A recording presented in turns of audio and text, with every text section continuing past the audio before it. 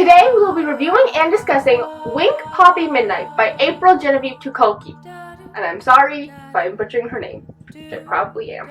Personally, I rate Wink Poppy Midnight a 3.5 stars out of 5. I think that I did enjoy reading this book, however, it was not one of my favorites. It did have many good things about it, however, there were larger issues I had with the book that I couldn't just ignore. If you are thinking about reading this book, try not to go in it with too high expectations. I think that was part of my problem. I expected a lot more from this book because the synopsis sounded very interesting to me and intriguing. Speaking of the synopsis, I'll read that. The synopsis has a very minimalistic feel, and it leaves you wanting to know more about this book. Every story needs a hero. Every story needs a villain. Every story needs a secret. Wink Poppy Midnight. 2 girls, 1 boy, 1 summer, 1 bad thing. What really happened? Someone knows. Someone is lying. Now just with that synopsis, I was hooked. And then to add in this beautiful cover, I think it's stunning. Before we go into spoiler section, I want to just say some things that I did enjoy from this book. Probably my favorite thing was the writing. The writing had a very poetic feel. It felt very magical. It really pulled you into the story and made you want to believe in all these things that were being discussed. I just thought the writing was incredible, and it does make me want to look at some of this author's other books. Another thing I did enjoy with this book was the characters, Wink, Poppy, and Midnight. I just thought they were very fascinating characters, and at times I just really craved wanting to know more about their lives and like who they were. I just felt very, I wouldn't say connected, but just very invested in these characters because of the way that they were written and the way they pull you into the story and make you want to learn more about them. So I think that's all I'm going to say for the non-spoiler section. If you haven't read Wink Poppy Midnight, go read it and come back and then we can discuss it together. Bye! Alright, so now if you are still here, I am assuming either A, you've read this book, or B, you don't care about being spoiled on this book. So let's discuss. As I stated before, I did really enjoy the writing and the characters in this novel. However, the plot of the novel is my main issue. And as we know, plots are quite important to storytelling, no matter what form it's in, whether it's book, or TV show, or movie, it needs a plot. A coherent plot.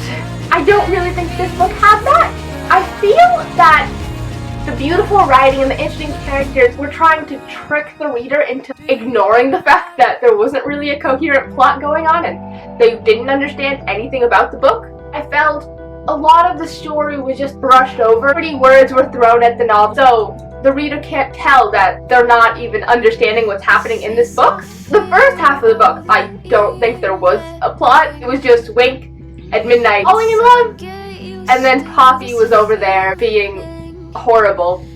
I didn't feel like it had a big storyline. I did enjoy it. I enjoyed learning about Wink and her family, and I enjoyed Wink and her magical storytelling and how she believed in all these things and how the strangest things are always true. I did love that. And like I said, the character of Wink, I think she was one of my favorites because she just made you feel like all the magic that she was talking about is real. Anything is possible. And I really enjoyed her and that aspect of the story that you just kind of believe in everything. Midnight I also did enjoy. I found it very interesting with Midnight and his like family situation with his mom and his brother in France. Speaking of his brother, the names in this book, let's just take a side note. So Wink and Poppy and Midnight, those are already weird names. Wink's whole family has weird names.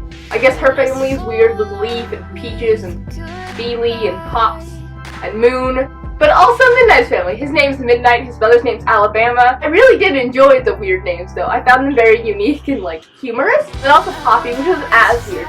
But one of her yellows, Buttercup, her name's Buttercup. We just went with it. She's like a Powerpuff Girl. Anyways, sidetrack. Going back to Midnight and his family, I do wish we had delved deeper into his family. His brother and his mom just went to France. Yeah, he talked about it every now and then, but we never really got an explanation or like any conclusion to that plot. Like, he just went to France, then visited him. Like, we never even saw him interact with his mom, and also what their family was like the dynamic before they went to France when like Midnight and Alabama were younger. I was very curious in that, and we never really got answers. And then moving on to Poppy, I did really enjoy her character. Obviously, I hated her at the beginning, but I think you're supposed to.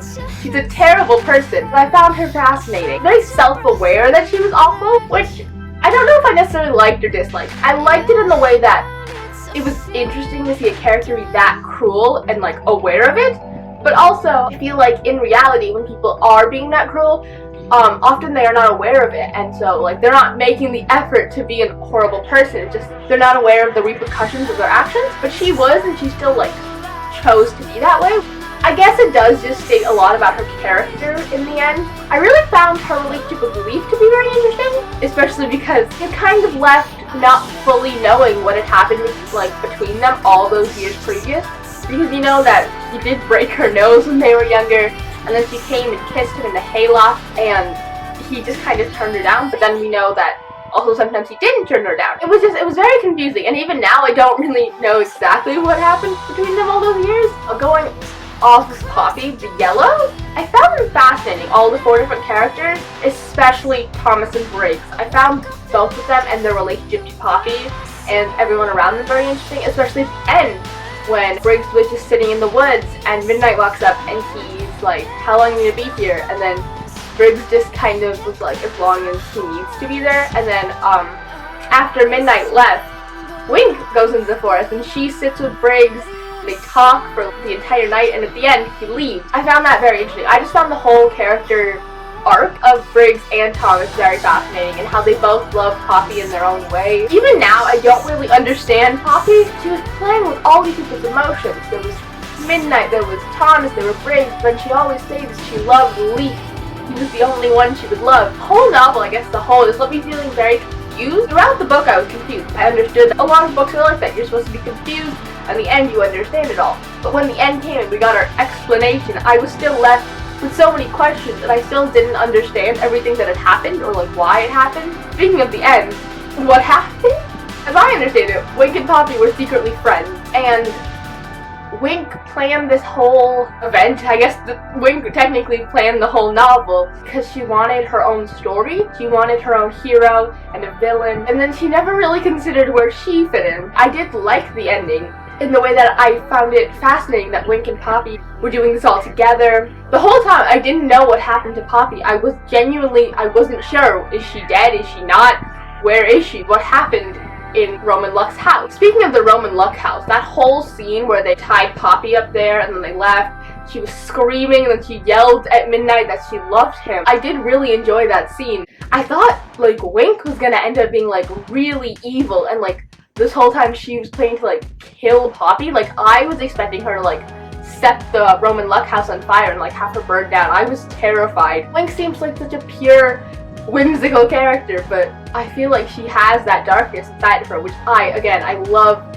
her character. I thought she was fascinating and really interesting for me. And also when Wink and Midnight wake up the next morning, they're like, we left Poppy there the entire night. They have to go, and she's there and she's almost dead and she has like blood everywhere, and she tells Midnight he left her and he never came back. I thought it was really heartbreaking to see Poppy like that, because we've seen her as this whole time as this horrible, nasty person, but to see her really like stripped down, genuinely afraid, I just found that like really well done in the way that it was. Overall, as a book, I did enjoy Wink, Poppy, Midnight. As I stated, the first half I wasn't a huge fan of because of the lack of plot. It didn't seem to have like any direction. But the second half, although I'm still very confused about everything that happened, I did find it very interesting and captivating with like the arc that happened with all the characters.